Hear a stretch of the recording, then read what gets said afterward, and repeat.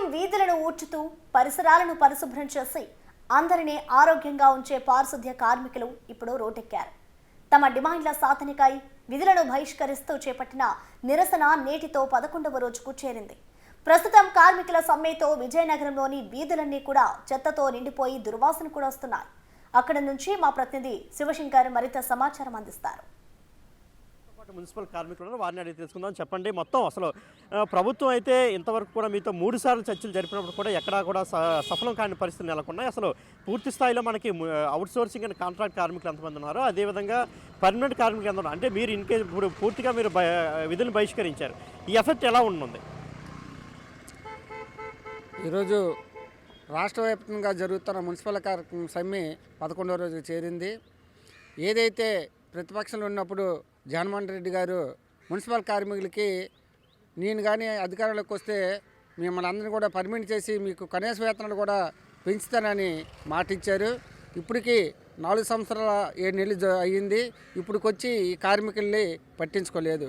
మొన్న డిసెంబర్ 26 నుంచి రాష్ట్ర వ్యాప్తంగా అన్ని జిల్లాల్లో మున్సిపల్ కార్మికులు సమ్మెలో దిగారు.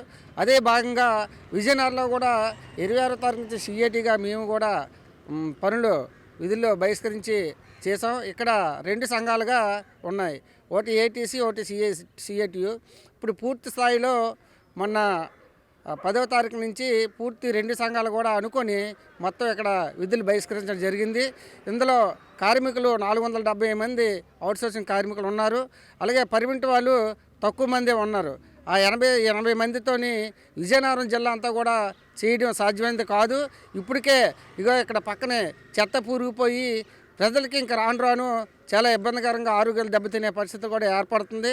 ప్రభుత్వం వెంటనే ఈ సమస్యలు పట్టించుకొని ఆ సమస్యల్లో కార్మికులకి ఏవైతే జగన్మోహన్ రెడ్డి గారు హామీలు ఇచ్చారో ఆ హామీలన్నీ అమలు చేయాలని సిఐటిగా మేము కోరుతున్నాం.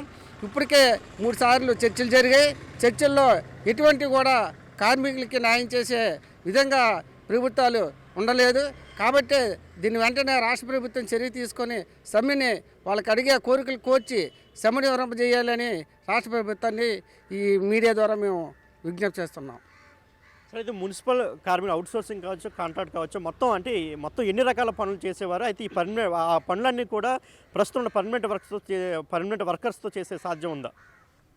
ఇప్పటికైతే పర్మనెంట్ వర్కులతో చేసే సాధ్యం లేదు. ఎందుకంటే ఇప్పటి నుంచి పంపర్స్ వాళ్ళు కూడా వాటర్ సప్లై చేసే పంపర్ సిబ్బంది కూడా, ఎలక్ట్రికల్ సిబ్బంది, ఇటువంటి సిబ్బంది అందరూ కూడా విధులు బహిష్కరించే ఇది సమ్మెలోకి ఈ రోజు నుంచి రావడం జరుగుతుంది. కాబట్టి పర్మనెంట్ వాళ్ళు వెళ్ళి వాటర్ సప్లై చేయడం కానీ అసలు ఎక్కడి నుంచి ఎక్కడికి నీరు ఇవ్వాలో వాళ్ళకి తెలియని పరిస్థితులు. కాబట్టి ఈ విజయనగరంలో ఎవరికి కూడా సాధ్యమైంది కాదు. ఈ పర్మనెంట్ వర్కర్లు అయితే చేసి ప్రజలకైతే సౌకర్యంగా కల్పిస్తడం లేదు.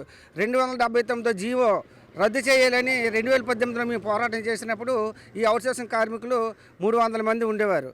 ఈ 300 మందికి సమ్మెలో ఉంటే ఈ 80 మంది అప్పుడు చేయలేక కొత్తగా ఇంకొక 100 మందిని వేసుకొని ఇప్పుడు పూర్తి స్థాయిలో 478 మందిని పూర్తి స్థాయిలో ఉన్నారు. 470 మంది కూడా ఆగిపోతే మొత్తం విజయనగరం ఎక్కడికక్కడ లైట్లు కానీ వాటర్లు కానీ మొత్తం బంద్ అయిపోయి ప్రజలకు ఇబ్బంది పరిచే ఏర్పాటు జరుగుతుంది.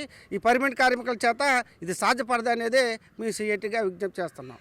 అయితే పర్మనెంట్ కార్మికులు చేస్తున్నటువంటి ఈ వర్క్స్ అనేది పని ఏదైతే ఉందో, ఈ యొక్క చెత్త ఎత్తడం కానీ, అదేవిధంగా మీరు చెప్పినట్టు మున్సిపల్ వాటర్ కావచ్చు, లైట్స్ కావచ్చు, పర్మనెంట్ వర్క్లు అడ్డుకునే అవకాశం ఏమైనా ఉందా?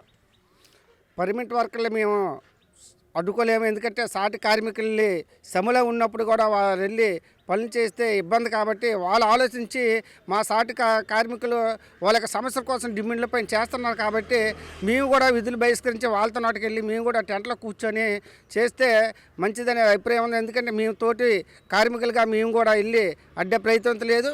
వాళ్ళు తప్పించి వేరే వారు ఎవరైనా బయట వారు వచ్చి పోటీ కార్మికులు తీసుకొచ్చి చేసినట్లయితే మేము దాని రకంగా అడ్డుకోగలుగుతాం. కాబట్టి అలాగైతే అడ్డుకుంటాం. పర్మనెంట్ కార్మికుల్ని ఆలోచించి వాళ్ళు కూడా సమ్మెలోకి వచ్చి మాకు మద్దతు తెలిపితే మంచిదని అనేది మా అభిప్రాయం.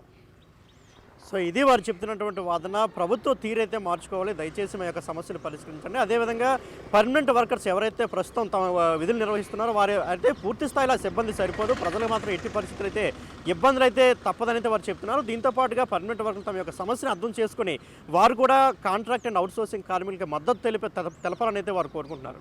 కెమెరామెన్ హరీష్తో శివశంకర్, బిగ్ టీవీ, విజయనగరం.